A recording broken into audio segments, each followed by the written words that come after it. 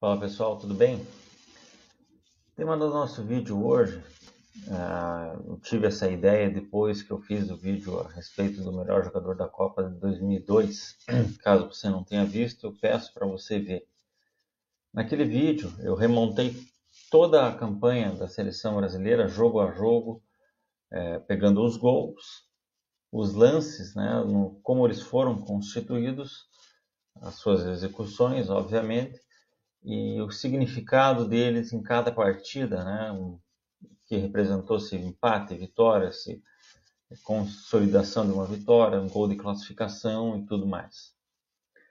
Minha preocupação naquele vídeo foi há um consenso geral, né, de quaisquer pessoas que tenham lembrança de que quem foi escolhido o melhor daquela Copa, a saber Oliver Kahn, goleiro da Alemanha, não deveria ter sido escolhido o melhor da Copa. Primeiro porque ele fez parte da seleção que não foi campeã, mas principalmente pelo fato de ele ter falhado objetivamente no primeiro dos gols da seleção brasileira contra a Alemanha, motivo esse pelo qual a sua seleção acabou tomando o primeiro gol e ficou numa situação muito difícil, dado o segundo gol na sequência.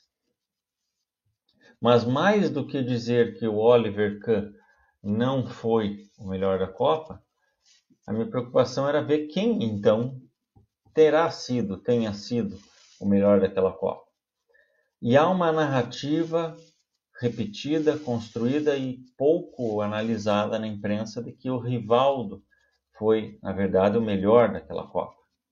Sendo que na votação, mesmo que seja uma votação passiva de questionamento, como todas, ele ficou em quarto lugar, portanto ele não ficou nem para o top 3, né? Que são a bola de ouro, de prata e de bronze, assim denominadas.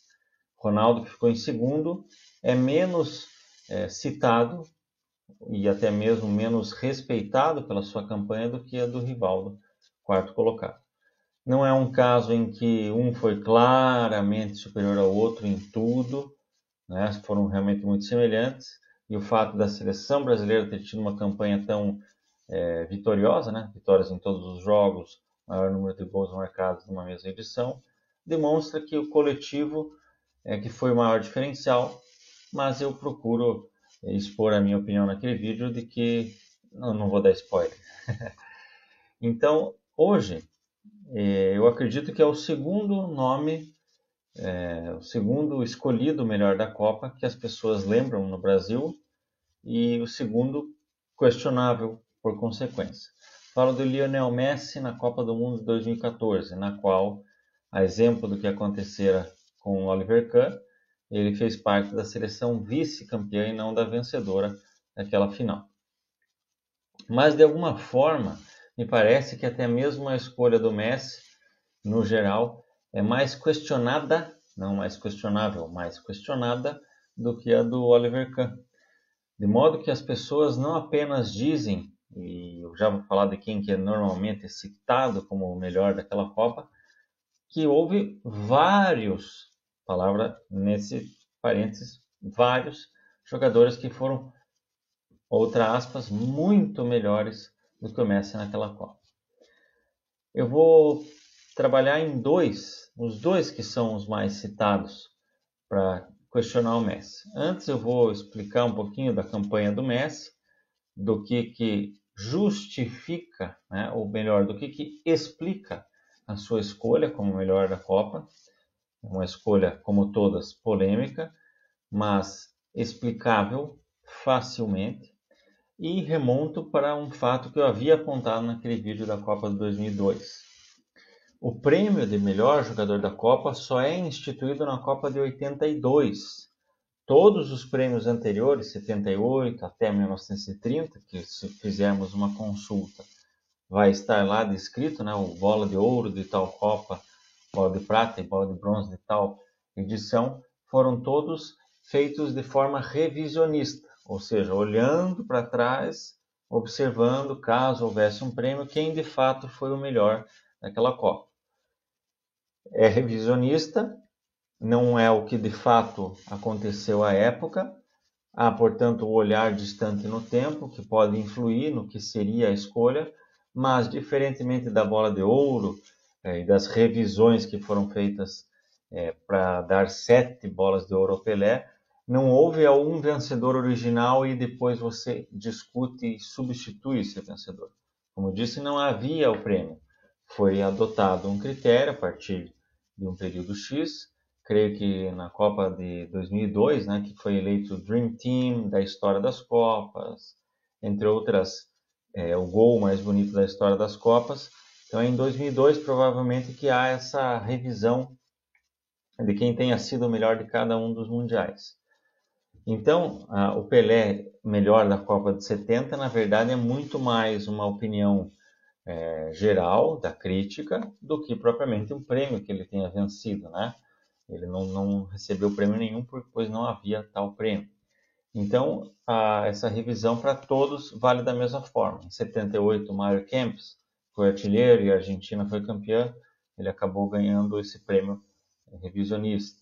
Cruyff, em 74, tinha muitos depoimentos à época dizendo que o Cruyff foi o melhor, então também é justo que se coloque para ele. Pelé, por tudo que ele fez, absolutamente justo. E assim vai, né? Garrincha, 62, Didi em 58, entre outros, né? Então é só a partir de 82 que há esse prêmio. E a curiosidade fica aqui. Somente em 82, o ano primeiro, em 86, com Diego Maradona, e Romário em 94. Somente nessas 3 edições, portanto, eu estou falando de 3, 4, 5, 6, 7, 8, 9, 10 edições até hoje, desde 82. É isso? 82, 86, 90, 94, 98, 5, 2002, 6, 10, 14, 18, 10. Então, em apenas 3 das 10 edições onde houve, de fato, um prêmio, em apenas 3 delas, o vencedor fazia parte da seleção campeã. O que aí já nos demonstra que a escolha do Oliver Kahn e do Messi faz parte de uma espécie de nova política. Desde 98, todos os melhores da Copa são hora do vice, hora do terceiro colocado. 2 vezes nós tivemos o escolhido não participando da final. O escolhido foi um semifinalista. Em 90, o Schillaci, a Itália terminou em terceiro, e em 2010 o Diego Forlán, o Uruguai, acabou até perdendo a decisão de terceiro lugar para a Holanda, né? E eu lembro que naquela edição o Davi Villa fez essa observação. É impensável, né? ou é ridículo, não lembro qual o termo que ele usou, que o melhor da Copa não participe da final. Ele próprio era um dos que deveria ter ganhado aquele prêmio, talvez o Snyder foi vice-campeão. Na minha visão, provavelmente eu escolheria o Snyder, mas o próprio Davi Villa seria um fortíssimo candidato, para citar apenas 2 aí, né? Mas, de todo modo, a campanha do Diego Forlán foi formidável, principalmente porque entendia-se que o time no qual ele estava inserido não deveria ter chegado tão longe como chegou, e a maior parte disso foi ele, em dada medida o Luis Suárez também. Então, notem que até mesmo para uma escolha de um jogador que pertenceu à seleção quarta colocada no Mundial é menos questionada do que a de um que foi vice-campeão e derrotado somente no segundo tempo da prorrogação. Então, a respeito da escolha do Messi, como eu disse, eu não vou ficar defendendo, dizendo que ele fez uma Copa bárbara, do nível de Maradona 86 e Pelé 70, Garrincha 62, não foi, mas há também um padrão, desde algum tempo para cá, talvez 2002 tenha sido a última, 2006 com o Zidane, né? Acho que o Zidane teve uma performance individual bastante especial naquele Mundial, muito embora isso só cedeu das oitavas de final até a final, o começo da final. Não foi uma primeira fase na qual ele não apenas não marcou gol, como foi suspenso e tudo mais, né? O Baggio em 94 é o mesmo caso do Zidane em 2006. Ele tem atuações nas oitavas, nas quartas e na semi épicas. A minha visão, na fase de mata-mata, ele inclusive foi superior ao Romário. Eu vejo que o Romário foi o melhor da Copa, mas o Baggio teve uma atuação até mesmo mais milagrosa do que a dele, né? Talvez se eu fosse escolher um jogador naquela Copa, da Copa, seria o Baggio. A questão é que o Romário, no Brasil, teve uma influência decisiva para o título, aí o Baggio acabou errando aquele pênalti, uma falha a qual Oliver Kahn em 2002, mas pegando o exemplo do Oliver Kahn e também do Ronaldo em 98, cuja final ele inexistiu e também foi escolhido o melhor da Copa, percebe-se que há uma fase aguda na qual certos jogadores têm performances muito brilhantes e isso pode influenciar também nesse resultado. Não necessariamente esse jogador precisa ir para a final, como foi provado o Forlan e o Schillaci em 90, e também o Stoichkov de 94, que ficou para a lista final. A Bulgária sendo eliminada na semi pela própria Itália do Roberto Baggio, 2-0, 2 gols de Baggio. Então essa é a primeira questão que eu gostaria de elucidar. 7 dos 10 vencedores últimos fizeram parte da seleção não campeã. Não é absurdo, portanto, escolher o Messi ou o Oliver Kahn partindo desse pressuposto. O segundo ponto é que, assim como o Forlan em 2010 e a Croácia, em 2018, o Luka Modric foi também escolhido. O Messi fez parte de uma equipe em que pese ser uma equipe já histórica, com 2 títulos e outras 2 finais até então, uma história riquíssima no futebol, revelado alguns dos melhores de todos os tempos. É uma equipe que todo mundo sabe, a partir da Copa de 2006, a Argentina raro conseguiu montar um time que minimamente jogasse como time, tá? Alguma coisa ainda era fruto dessa geração 2002-2006, né? Foi a final da Copa América de 2007, por exemplo, mas a partir dali a seleção argentina se notabiliza por trocas de comando sequenciais. Raro você tem o mesmo técnico treinando o período pré-copa.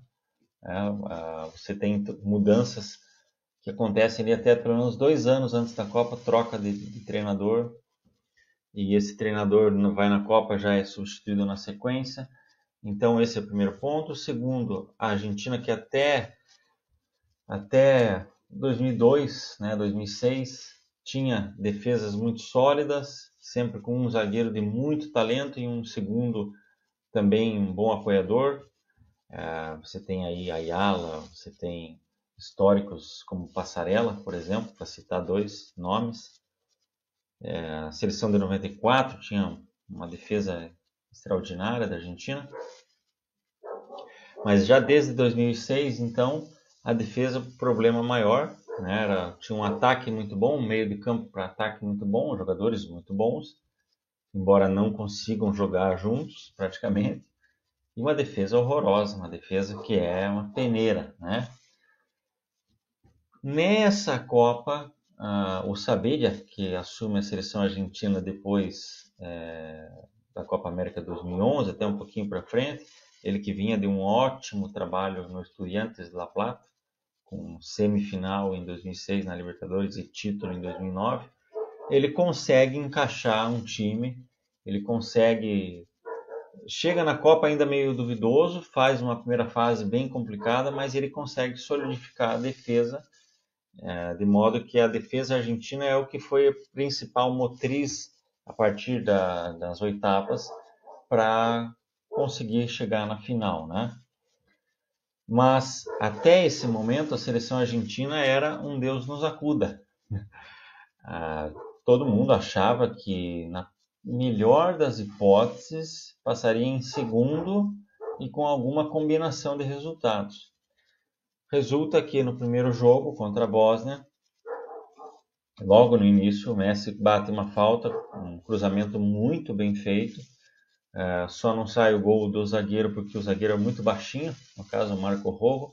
Ele sobe, ele quase nem alcança a bola, ela raspa no cabelo dele, e aí o zagueirão da Bósnia faz o gol contra, né? E na sequência o Messi faz um golaço, um dos gols mais bonitos do Mundial, pega a bola no meio, dribla um jogador, faz uma pequena tabela, dribla outros dois e bate de fora da área daquele jeito típico dele. E a Argentina vence então por 2-1, né? A Bósnia havia empatado. Então é um jogo que essencialmente sem o Messi poderia resultar em derrota ou vai lá, um empate. O segundo jogo é contra o Irã, esse gol que eu vou deixar para daqui a pouquinho, eu vou mostrar, também um dos gols mais bonitos do Mundial, né? Talvez esses dois gols foram colocados para a lista de 10, né? Não foi o gol mais bonito, o gol mais bonito foi o do James Rodrigues contra o Uruguai, e teve aquele do Van Persie também contra a Espanha, foram os dois mais votados, mas esses gols, ambos do Messi, ficaram para a lista final. E não apenas pela beleza, mas o gol acontece aos 91 minutos, aos 46 do segundo tempo. Ele recebe a bola, ele faz um drible, jogo de corpo bem típico dele. Na hora que o zagueiro está vendido, ele consegue trazer a bola para dentro e bate de fora com muito efeito lá no campo. A curiosidade, os 11 jogadores do Irã, os 11, os 10 de linha e o goleiro, estavam dentro da área no momento em que ele chuta essa bola. Ou, na melhor das hipóteses, tinha 2 ali na meia-lua. Então ele fez um gol com 11 jogadores defendendo. E um gol que representou a vitória e a iminente classificação da Argentina, que abre 6 pontos, né? E aí, de modo que vai para o terceiro jogo contra a Nigéria, já muito mais leve, muito mais tranquila a situação. O Messi faz o gol logo aos 5 minutos. Um rebote, ele vem e dá um chute muito forte da entrada da área. E depois a Nigéria empata. O Messi faz um belíssimo gol de falta, uma distância relativamente grande, com efeito, 2-1. E há ainda um 3-1 para a Argentina e um 3-2 a Nigéria. O Messi é substituído. Foi o único momento de todo o Mundial em que ele foi substituído. Vai para as oitavas de final, né? Então a classificação fica claro que se deveu ao Messi, não foi por nenhum outro motivo. A Argentina possivelmente não passaria da primeira fase, se passasse, passaria em segundo, não fosse ele, né? E aí vai para as oitavas de final.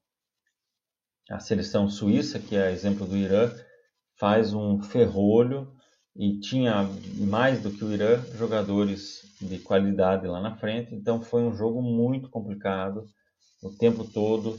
A Argentina teve algumas chances de gol e a Suíça também, mas também é decidido já no segundo tempo da prorrogação, ali mais ou menos perto dos 8 ou 9 minutos, uma jogada individual do Messi, ele pega a bola no lado esquerdo do meio de campo, né, um pouquinho para frente, dribla uns 2, 3 jogadores, puxa a marcação e dá um toquinho bem sutil para o Di Maria finalizar. Lembra muito o gol da seleção brasileira contra a Inglaterra, né, o gol do Rivaldo, uma jogada do Ronaldinho Gaúcho. A do Ronaldinho Gaúcho foi mais central, a do Messi foi em diagonal, né? Mas muito próximos, inclusive a definição do Di Maria quase idêntica à do Rivaldo. Recebe a bola bem redondinha, depois da marcação e toda para cima do Ronaldinho / Messi, e ele dá um tapa com a perna esquerda no lado oposto. Então também nesse momento dá para dizer que, apesar do gol ter sido do Di Maria, uma finalização, foi também a genialidade do Messi, o diferencial do Messi que fez isso acontecer. E aí a curiosidade, em todos esses 4 jogos que eu mencionei, a primeira fase mais as oitavas, o Messi recebeu lá o prêmio de Budweiser Man of the Match. Então ele foi escolhido o homem do jogo nesses 4 jogos da Argentina. De todos os jogadores que participaram da Copa de 2014, foram 64 partidas, nenhum foi eleito mais vezes o melhor do jogo do que o Messi. Acho que ele não teve nenhum que teve 4 vezes também, talvez algum tenha tido 3 vezes. Então aí você tem pelo menos 2 fatores que explicam, né, como eu disse, explicam essa escolha do Messi. Primeiro, a influência dele nos gols da equipe. Dos 7 gols marcados pela Argentina até as oitavas de final, ele teve influência direta em 6 deles. Gols marcados no final dos jogos também, né, que decretaram vitórias. E esse fator estatístico, que ele foi escolhido o melhor jogador da partida em todos os 4 jogos, e ao longo do torneio ninguém conseguiu isso como ele. Na sequência, nós temos a Argentina versus Bélgica, em que a Argentina vence por 1-0. O primeiro gol sai nos primeiros 10 minutos, não lembro que momento. Gol do Higuaín, né? E o Messi tem uma oportunidade já no segundo tempo, creio que uns 30 minutos mais ou menos. Uma oportunidade clara de fazer um gol e acaba parando no goleiro, Courtois, né? Mas teve algumas jogadas, um passe que ele dá para o Di Maria, que é coisa de cinema, né? Inclusive é o lance que o Di Maria vai lesionar. O lançamento que ele faz, o Di Maria tem ocasião total de gol e acaba se lesionando ali, entre outros momentos. Mas já se via primeiro um Messi esgotado fisicamente, praticamente esgotado, mas muito dedicado ao time e inclusive fazendo funções diferentes daquelas que você espera de um atacante, né, que é defendendo e defendendo bastante, fazendo desarmes, voltando, fazendo algumas faltas ali no meio do campo. Então, uma atuação dele que chamou muita atenção para isso, para esses sacrifícios, que é um dos motivos pelos quais o Felipão elege o Rivaldo como o melhor da Copa 2002, justamente esses sacrifícios, que é aquilo que não está na televisão, né? Só que o Rivaldo tinha um Ronaldo, o Messi tinha o Higuaín, né? Salvo o fato de Higuaín ter feito o gol na Bélgica, uma nulidade antes e depois. Na final, todo mundo lembra aquele gol que ele perde. É uma coisa absurda, né? Então pesem aí isso. O Higuaín teve um efeito muito negativo, não apenas no Messi como melhor da Copa, como eventual coroamento da sua carreira, mas para a seleção argentina ele foi muito complicado e perderia gols aí na Copa América 2015 e 2016 também, até que finalmente saiu da seleção argentina. Mas ainda mencionando a Argentina e possíveis vencedores do melhor do mundo, aí, melhor da Copa, entram outros 2 que eu vou falar, e um deles é da própria Argentina.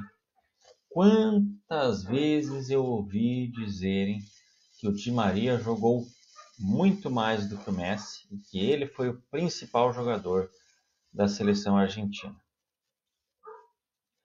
Notem, eu acabei de remontar os 4 primeiros jogos da Argentina.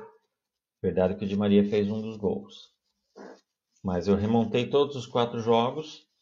Só na descrição vocês raro ouviram o Di Maria. Ele teve um chute lá que resultou no rebote do Messi contra a Nigéria. Mas mais a mais foi isso. Aquele lance e o gol contra a Suíça. Claro que ele é um jogador plástico, um jogador diferenciado. Já em 2010 ele era apontado como um futuro aí, sucessor do Messi na seleção argentina, algo que não aconteceu. Mas se nós vimos que nos primeiros 4 jogos o Messi foi o principal atleta da Argentina e decisivo, extremamente decisivo, e sabe-se que no 5º jogo, logo no primeiro tempo, ainda nos 20 minutos mais ou menos, o Di Maria se lesionou e não atuou, portanto, na sequência daquela partida, a partida longa e dura contra aquele que era um dos melhores adversários até então, não atua na semifinal e não atuou na final. Como é possível dizer que o Di Maria foi o principal jogador da Argentina nesse Mundial? Não tem critério nenhum, sinceramente. Talvez em metros percorridos no campo, por média de metros percorridos por campo, talvez nisso o Di Maria tenha sido superior ao Messi. Mas mais a mais brincadeira, né, dizer um negócio desse. Então não vale nem a pena eu explicar porque o Di Maria não tenha sido. Mas há muita gente que fala, porém a maioria das pessoas fala do Robben, que o Robben é que foi o melhor jogador daquela Copa. Jogou muito mais do que o Messi. E aí aquela questão do tempo vai passando, a gente começa a misturar as memórias, memória afetiva, né, com a memória seletiva, então vai misturando as coisas e tem-se a impressão de que o Robben tenha feito uma Copa espetacular, genial, muito superior à do Messi. Primeira coisa que é interessante na crítica que se faz ao Messi em suas atuações nas Copas do Mundo, não apenas nessa, e também ao Cristiano Ronaldo, é que ambos jamais marcaram um gol na fase mata-mata, né? Vocês sabem quantos gols o Robben fez no mata-mata dessa Copa 2014? Nenhum. Ao todo ele marcou 3 gols, portanto menos do que o Messi, e todos os 3 na primeira fase. Ele teve 3 gols e sofreu um pênalti contra o México, né? No mais foi isso, de números objetivos de gol. A Holanda esteve num grupo que tinha o México, a Espanha, né, que foi aquela humilhação, e o Chile, é isso? Holanda, Espanha, Chile e México. Um grupo forte. Pouca gente esperava que o Chile que fosse classificado, né? Imaginava-se que a Espanha classificar-se-ia, mas foi o Chile. Aliás, estou confundindo um pouquinho. O México veio nas oitavas de final contra a Holanda. Era a Austrália. Isso foi a Holanda contra a Austrália na fase de grupos. Então, Austrália, Chile e Espanha. O Robben faz 3 gols, não me lembro agora se foram 2 contra a Espanha e 1 contra o Chile, ou 1 em cada jogo. Sinceramente, me foge um pouquinho agora a exata sequência dos gols dele, mas foram 3 gols marcados. Nas oitavas, a Holanda enfrenta o México e vence por 2-1, um pênalti sofrido por ele. Nas quartas de final, a Holanda enfrenta a Costa Rica, tá? Dá 0-0 no tempo normal, 0-0 na prorrogação, vai aos pênaltis e a saga do Keylor Navas acabava ali, né? Ele foi um goleiro que talvez o segundo melhor goleiro da Copa, depois do Neuer, né? Mas a Holanda classificou-se diante da Costa Rica nos pênaltis, sem qualquer gol marcado. E a semifinal foi Holanda e Argentina. E a Argentina é que se classificou. O Messi foi o primeiro a bater o pênalti da sua seleção e na sequência a Argentina acabou vencendo por 4-2. Então, olhando só nessa pequena remontada, você tem o mesmo número de gols, um gol a menos na fase de grupos, em que você goleia a Espanha, né, uma chuva de gols. Na sequência você enfrenta a Austrália, um adversário bastante mais fraco, né, e o Chile estava lá enfrentando a Espanha e vence por 2-0. E aí há um jogo de compadres, Holanda e Chile, né? Eu lembro que, por exemplo, nesse jogo Holanda e Chile, o Robben deu uma aqueles sprints dele no lado direito do campo. Ele fazia alguns dribles, né? Ele dava uma corrida, ele dava um driblinho para dentro e cruzava, ou tentava chutar de fora, ou fazia um cruzamento mais rasteiro. Então, talvez essa imagem de um Robben que ficava correndo para lá e para cá é que faça algumas pessoas insistirem nessa tese, né? E lembrando que após a eliminação para a Argentina na semifinal, a Holanda enfrenta o Brasil na decisão de terceiro lugar.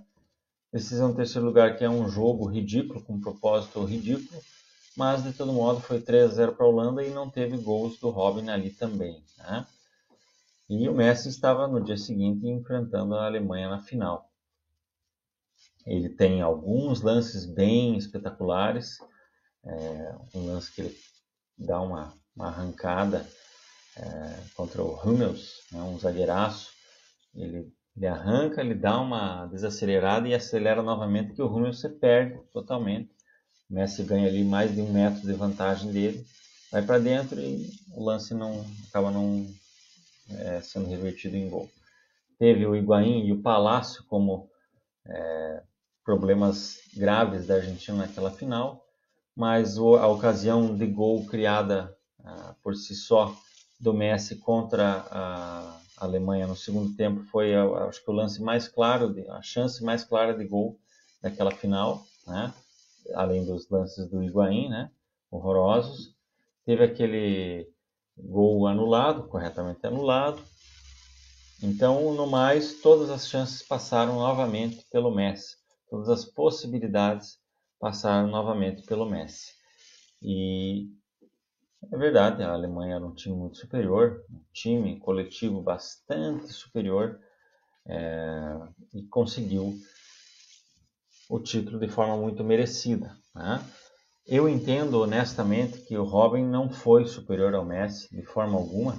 Eu vou deixar alguns números para vocês depois aí, um estudozinho que foi feito num site português, para não dizer que é a influência de lá ou de cá, no qual o autor conclui que o coletivo é que foi o melhor jogador, mas ele faz um comparativo Robin e Messi e fica muito claro que o Messi é que foi superior. Para se ter alguns números que vêm à mente agora, o Messi deu mais chutes a gol do que o Robin, ele teve mais chances claras de gol, ele teve mais efetividade nos gols da sua equipe, né, um percentual maior, ele efetuou mais desarmes, ele atua mais minutos ao todo, ele perde menos a bola, cria mais chances de gol clara e oportuniza mais para sua equipe ao todo. Então tem vários critériozinhos que vão sendo quebrados. Em alguns o Robin supera o Messi, mas não nos mais importantes. Nos mais importantes, em todos, o Messi ficou à frente do Robin, né? Então é muito injusto querer dizer que o Robin foi o melhor daquela Copa. Primeiro por todo esse histórico que eu já remontei aí, você entra na incoerência, né? Entra numa incoerência total. Aqueles que questionam que o vice seja eleito o melhor da Copa, querendo que um não participante da final seja. Ademais, a importância do Messi para a Argentina seguramente foi superior à importância do Robin para a Holanda. O fator decisivo do Messi foi maior. Talvez por performance plástica e individual, considerando o time, o melhor jogador tenha sido o James Rodrigues, mas a Colômbia foi eliminada nas quartas de final pelo Brasil, né? Ele acaba sendo artilheiro com 6 gols. O Thomas Müller foi artilheiro da Alemanha, mas a Alemanha realmente é um caso em que todos os jogadores contribuíram muito. O Neuer foi excepcional lá na defesa. O Hummels, que eu mencionei, foi um ótimo zagueiro, jogou demais naquela oportunidade. O Schweinsteiger jogou demais também ali, né, como volante. O Thomas Müller foi o artilheiro da Alemanha, como mencionei, e o gol do título foi marcado pelo Götze, que veio do banco, né? Então você tem aí 5 craques, 5 jogadores excepcionais, mas que todos eles não tiveram uma primazia ao longo do torneio. Desse modo, eu não acho nenhum absurdo que o Messi tenha sido escolhido o melhor da Copa. Ele não teve, repito, uma atuação do nível das maiores de todos os tempos, mas, primeiro, que a sua escolha faz parte de uma tendência recente, e segundo, que sem ele a Argentina não teria chegado, mas nem perto de onde chegou, ao passo que a Holanda, com o Sneijder e com outros, Huntelaar e outros jogadores que foram bem importantes ali, a Holanda até coletivamente era superior à Argentina, chegaria não a mesma coisa, claro, o Robin teve a sua influência, mas o Sneijder igualmente influente, como eu disse, e a questão é que o coletivo cada vez mais, e a defesa, o setor defensivo, tem sido bastante preponderantes nas últimas Copas do Mundo. A gente já não tem mais copas de brilho individual, salvo em jogos específicos. Você não tem uma copa inteira em que um jogador atua como o Maradona atuou em 86, como eu disse, Romário e Baggio em 94 foram caras muito influentes e muito decisivos, mas que também tiveram oscilações, ou pelo menos sem grande brilho em todos os jogos, né? Isso acho que é ponto pacífico. Então você teve o Pelé e o Maradona, são os casos mais especiais, e o Garrincha em 62. No restante você tem algumas copas de alguns jogadores que foram muito especiais, mas que eles também não conseguem ter uma carreira e uma longevidade que se aproxime do que o Messi demonstra, e é o motivo pelo qual o Messi é colocado no patamar dos maiores de todos os tempos, apesar de não ter feito nenhuma Copa tão absurda como esses caras, alguns desses caras que eu mencionei, fizeram. Então, para a conclusão desse vídeo, é questionável que o Messi tenha sido o melhor da Copa, sim, mas dizer que o Robben foi o melhor da Copa, ou que o Di Maria, então, é uma piada completa. Eu vou terminar com esse gol do Messi contra o Irã. Já estávamos aos 46 do tempo, 0-0, e a Argentina corria sério risco de ser desclassificada caso terminasse nesse empate. Zabaleta keeps it alive for Lavezzi. Messi shot. Oh! There is nothing at all that any team in the world can do about that. More than 90 minutes of resistance, more than resistance from Iran. But there is a world-class player on the opposing team, and his name is Lionel Messi. There's your match winner. Wow, what a goal. Zabaleta did well to keep it alive. You know what? And as soon as he dips on his left foot here, for once in the game, the second red shirt isn't there to double team and get right in his face. So he gets a chance to wrap his foot around it. And you've still got to find the corner. You're up against a goalkeeper that's made some good saves and has had a really good, strong afternoon. But where's that second red shirt now? It's not there because they are absolutely out on their feet, Iran. What a goal.